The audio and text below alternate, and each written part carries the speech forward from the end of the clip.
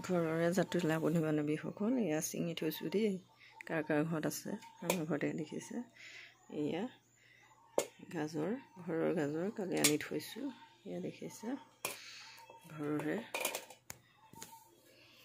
ঘৰৰ খেতি, নিজৰ ঘৰৰ খেতি, মজাটোৱে বেলেগ। এয়া দেখিছে, ছিঙি থৈছোঁ।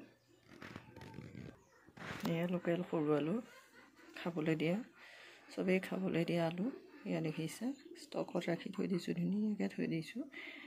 খাই আছোঁ বহুত দিনৰ পৰা, আৰু খায়ো আছোঁ। তেনেকৈ বহুত খোৱা হৈছে, সৰু সৰু আলু, এয়া গুটি আলু দেখিছে। এয়া লোকৰ ঘৰৰ পৰা অনা হ'লেও বহুতখিনি হৈ গৈছে।